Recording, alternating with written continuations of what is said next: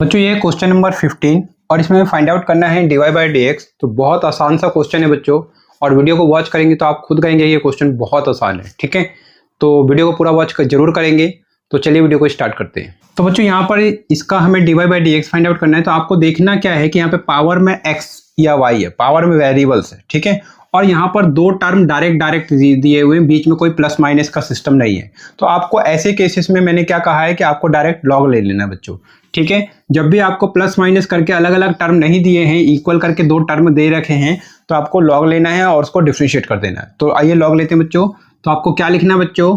तो आपको लिखना है taking log of both side we gate.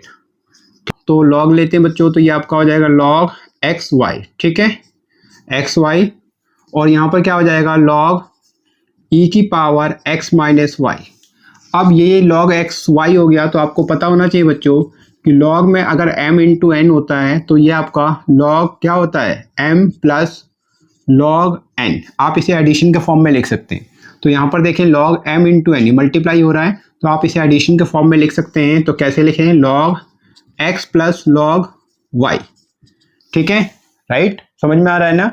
हाँ, तो यहाँ पर आप डायरेक्टली लॉग लेके चलें तो आपको ये आसानी से सॉल्व हो जाएगा। ठीक है, लेकिन अगर यही चीज़ अगर आपको इस तरीके से देता एक्स वाई प्लस ई की power x minus y plus करके और एक्स की पावर वाई इक्वल टू 1, तो इसे हम इसे हम v इस तरीके से हम सॉल्व करते हैं। ठीक है, समझ में आ रहा है ना? चलिए आगे बढ़ते हैं बच्चों। तो क्या होगा यहाँ पर जरा ध्यान से देखें। तो अब मैं क्या करूँगा, ये जो पावर है इसको शुरू में लिख देना है बच्चों। तो एक्स माइनस वाई और ये आपका हो जाएगा लॉग ई। यहाँ पर ये एक रिजल्ट है, तो आपको याद ही होगा लॉग m की पावर n क्या होता है? n log m।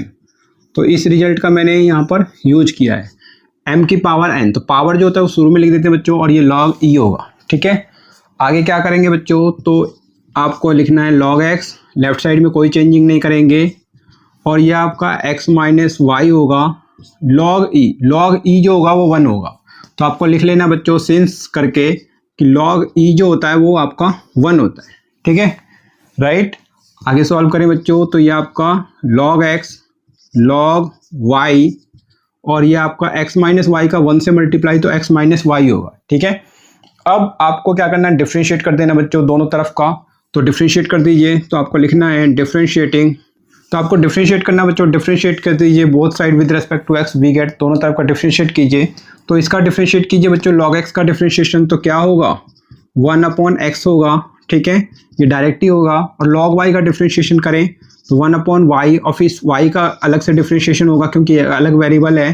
तो dy बाई डी एक्स। ठीक है, इक्वल टू एक्स का डिफ्रेंशिएशन करें तो 1 होगा, वाई का डिफ्रेंशिएशन करें तो ये आपका dy बाई डी एक्स होगा।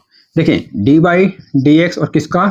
y का। तो ये क्या बनेगा? y का dy बाई डी एक्स होगा। ठीक है, समझ में आ रहा है ना?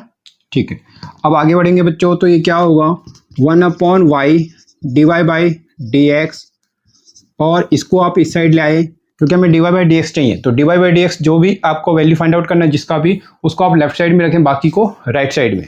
तो dy बाई डी एक्स वाला ये एक्सप्रेशन, ये जो टर्म है ये इधर आएगा, ये इधर आएगा, ये तो ये dy बाई डी एक्स होगा 1 होगा, और इसको आप इधर ले जाएं तो माइनस का 1 अपॉन एक्स। इसके बाद dy बाई डी एक्स को कॉमन ले लीजिए, तो 1 अपॉन वाई प्लस 1, और यहाँ से dy बाई डी एक्स मैंने क्या किया, इसमें से और इसमें से कॉमन लिया। तो dy बाई डी एक्स का मल्टीप्लाई इससे करें ये आ जाएगा, इसका 1 से करें तो ये आ जाएगा। ठीक है, यहाँ पर क्या करें?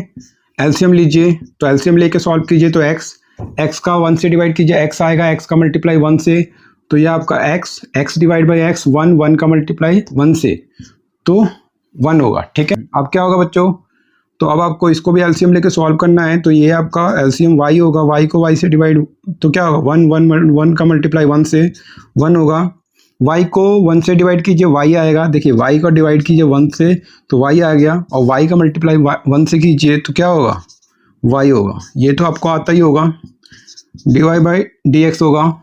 आगे सॉल्व करें तो ये आपका x माइनस 1 अपॉन एक्स होगा। अब हमें dy बाई डी एक्स चाहिए, तो क्या करें?